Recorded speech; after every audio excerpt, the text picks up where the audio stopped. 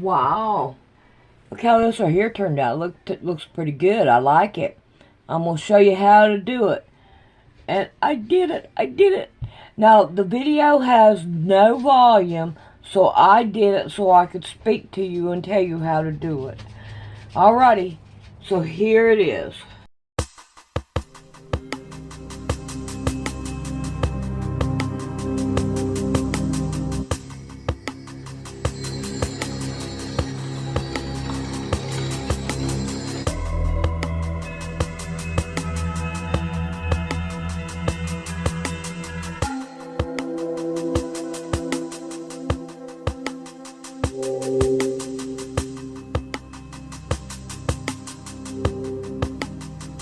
Alright, pretend that this is sewed all the way around.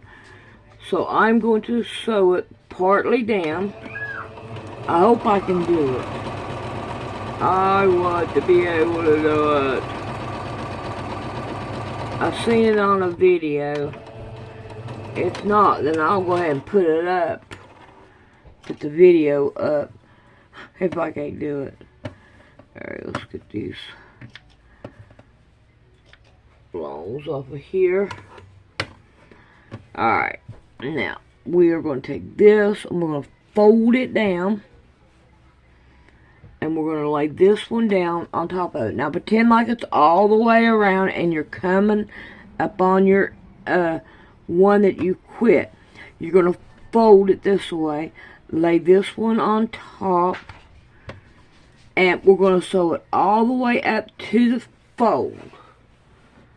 God, I hope this works. I want it to work. Alright, I'm at the fold. I'm going to go back so it will hold it. Good enough for me. Alright, I'm going to turn it like that. Now I'm going to take this one and I'm going to fold it up. Now this right here, I'm going to take and fold it down and lay it straight across this one. Straight across. Now I'm going to sew it from here to here. And I hope it turns out right.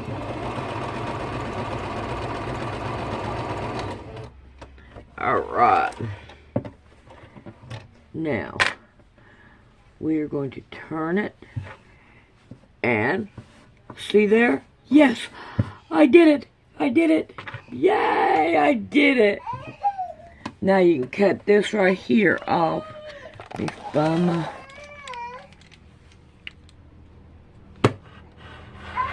There we go. Oh. So that turned out pretty good. Look, even my little arrows come out, my lines come out pretty good. Or can you see? Yeah, you can see them. Alright. Alright. I got 4 more left. I'm going to put these aside and I'm going to play with these 4. Yeah, we got the thing in there, don't we? Alrighty. So, I want to take each one and I want to go this way with it. Because our sewing machine, when it sews, it goes across, then down, and then back up. So we want to take and put each one of them the same way so the sewing machine will catch it. I think if this right here is the better way of doing it. At first I said it doesn't matter, but I'm going to tell you, after sewing it, it does matter. So, I'm going to recant on what I said. Alright, now, we are going to go ahead and do, oh come on, don't do that. Do this one, and now we're going to put on the back. There we go. Alright, let's put it on the back. I'm going to line up the first corner.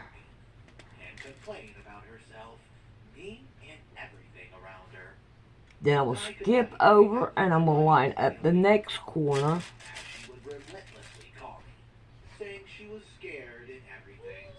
There we go. Now I'm going to go to the next corner.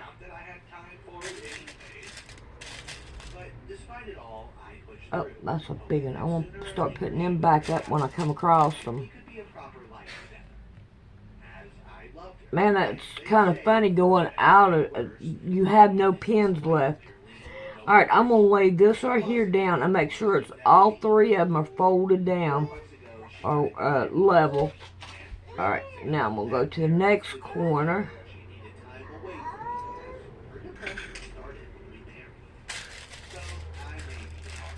There we go.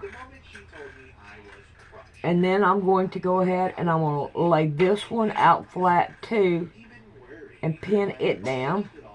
Come over here to this one and lay it flat and pin it down. And then this one right here is ready to sew.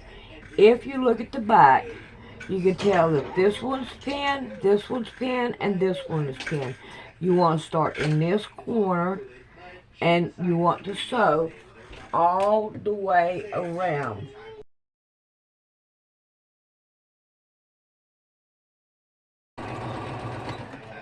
And it is best to go 2 or 3 stitches past this one. So when you get this one done, it would be easier to put it underneath here. You want to go all the way up against your needle, so your needle will be able to catch it. That's right here stuff. If you don't wash it, it will stretch. So you got to kind of be careful with it. But it will continue on. They download the voice, mannerisms, all the data from their cell phone, going back to the first time they ever spoke into a cell phone, and then they create a literal twin of you or your loved one, and it walks in through your front door, and you won't know the difference. Do you see what's happening here? Now, I'm going to make, I don't want to call it a prediction, but we'll call it an inspiration. I believe they're going to try this first on pets, so it's not so shocking. We already have robot dogs, you guys. They can make any shape or size of a robot dog they want. They can make a little tiny dog. They can make a big dog. They can 3D print skin and put it on the dog with real fur or whatever. Not real fur, but synthetic fur. And now all of a sudden, they can go and look at all the pictures of your dog that you took over all the years and listen to the bark of the dog and how the dog reacts in certain situations and simply program that into the robot dog. I mean, talk about a dog with now 9 lives. Like a cat. And then, eventually, they'll apply this technology to your loved one. And slowly, as people die, they become replaced with android copies. There will be no flesh left. People will seek death and not find it. Because data never dies. You guys, this is insane. And Stargate AI will be the portal, literally, that births in all of this. Because the computing power necessary to drive all of this data, to collect it, and to download it into these different robots, the data necessary is almost infinite. And so you have to wonder, is this why they're building Stargate AI? They're getting to the end and they're like, we got to make an offering. We got to offer people God-like capabilities, literal miracles. Miracles. Otherwise, they're going to serve the Most High. This is what they're working on. Now, one last story today. AI ghost bots. Can you believe this? Now, this was just an inspiration, as I said, downloaded. And I don't know if this is going to happen, but it sounds like it is. Now, I know all of us know somebody who only drinks diet drinks. One person comes to mind in my life. I'm like, you drink that stuff? And yeah, there's some people that just drink diet drinks. They actually believe that these diet drinks are helping them. And then you find out stuff like this. Now, understand that at some point, even the evil ones have to tell you the truth.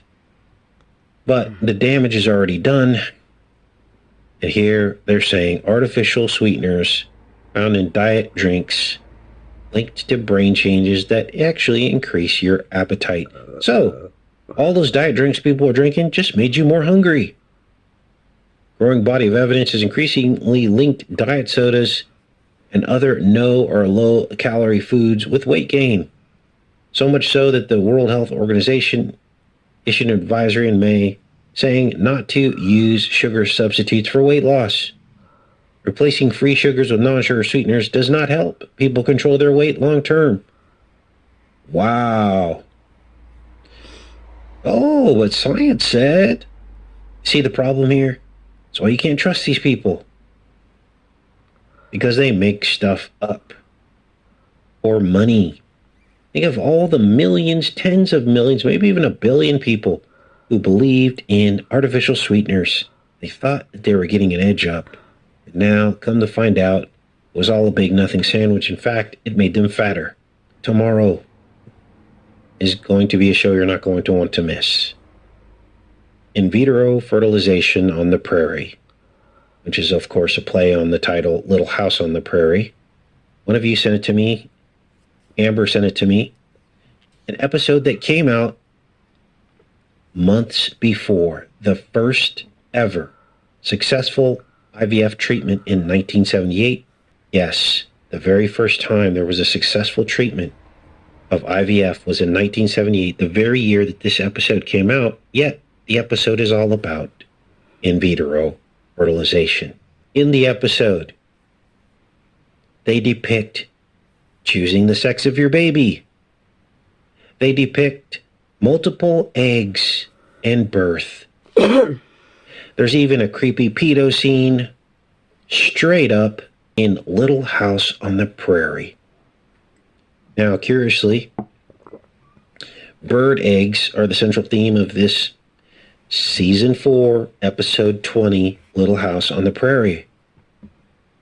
Birds in nests and eggs in nests. And guess what? Easter falls on 4/20 this year, April 20th. Season 4, Episode 20. So it's almost as if this specific time in history we were meant to find this to warn people about IVF. Now, we might need to do a whole show on this, on IVF. We'll talk a little bit about it tomorrow. But essentially, there are so many horror stories about IVF. There was a white woman who had a black child. Now, they wanted to keep the child. They realized it was a mistake. There was a mix-up. But it was too late. The black family wanted their child back after the white family had grown attached to the child. Now, in that case, it was an obvious mistake. But imagine if they had a white child and just didn't even realize it was really their child. And then they find out 20 years later, when they do a genetic test, that it's not really their child. You've also got people wanting to choose the sex of their baby, which, of course, removes God from the equation, doesn't it? Our population, our world population, is stable only because God created reproduction. And he knows how many females are supposed to be born and how many males are supposed to be born, doesn't he? And if people start deciding which side they're going to have, with male or female, what does that do? It interrupts God's will. Another reason why at some point there will be no flesh left, which is what the Bible says. Because things get off balance. And all of a sudden, reproduction is not happening the way it's supposed to. Now, I don't know the statistics on how many IVF families choose male children and how many choose female children. I think they're saying more males are being chosen, but I don't know that to be the case. Because who knows? They could be lying to us. None of this stuff's regulated, so are we getting true statistics from these doctors of what percentage are male and what percentage are females?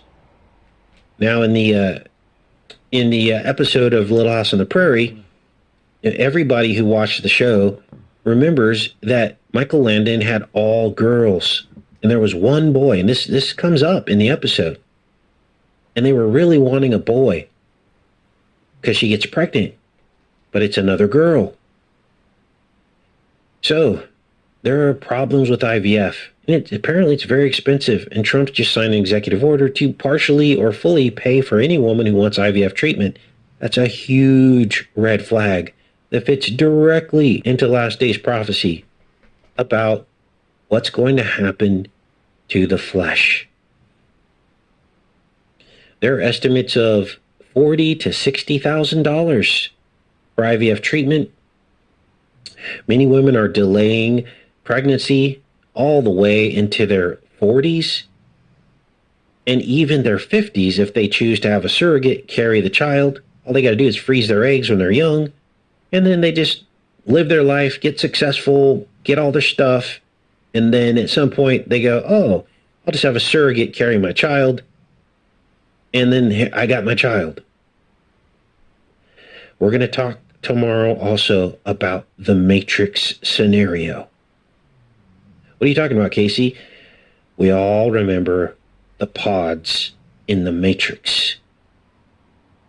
In some kind of suspended animation, plugged in, basically living in a nightmare, living in their dreams.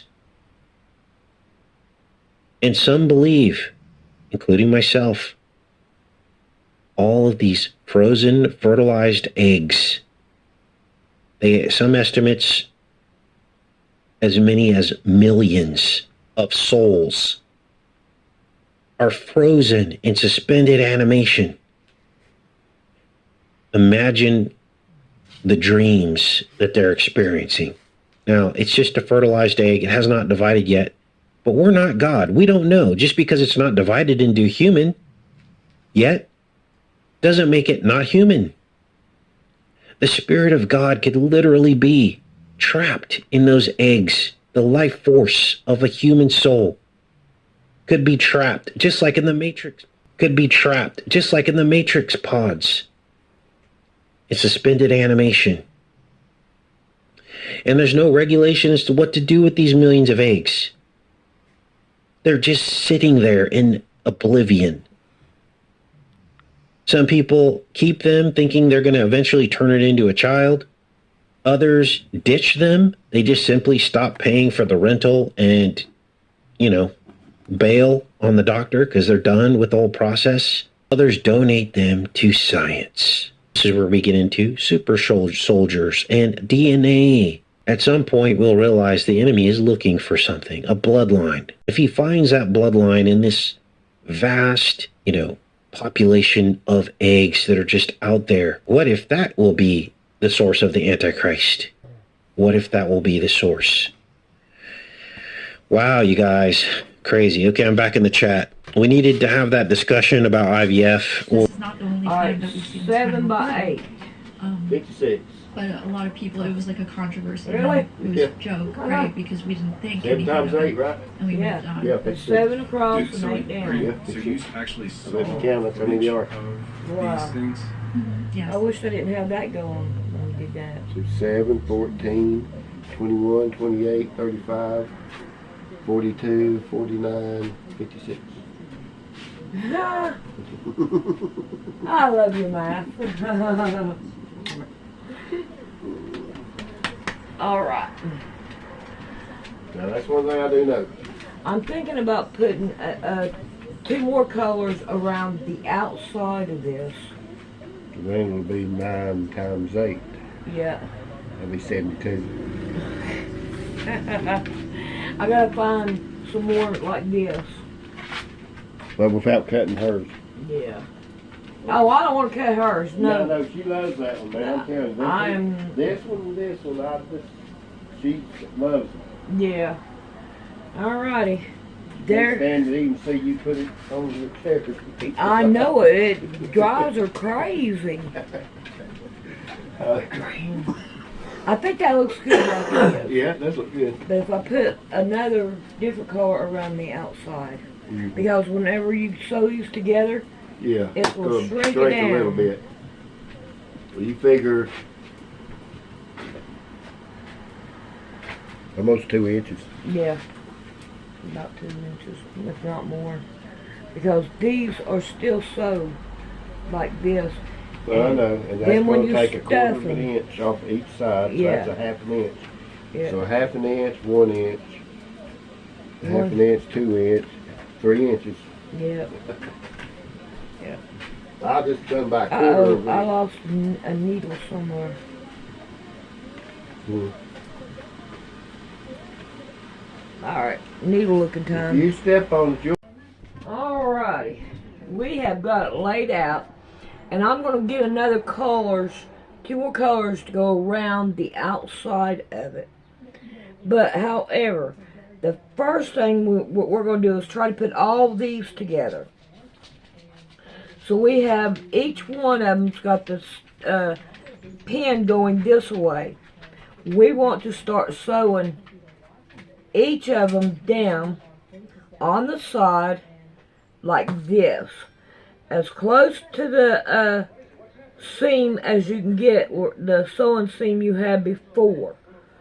And we're going to want to sew all that down, and all these pins needs to be the same identical way, so that we can stuff them. And then now I don't have any stuffing, so I'm going to have to fight with the stuffing, and I'm going to use what fiber feel I have left over and cut it all down and put them down inside of it, because I've got a lot of stuff that I don't need anymore. But however, we are going to start doing this. So I'm going to try to turn all these around, so when I do it, yeah, I'm going to have to fix this one. I hope I took that pin out.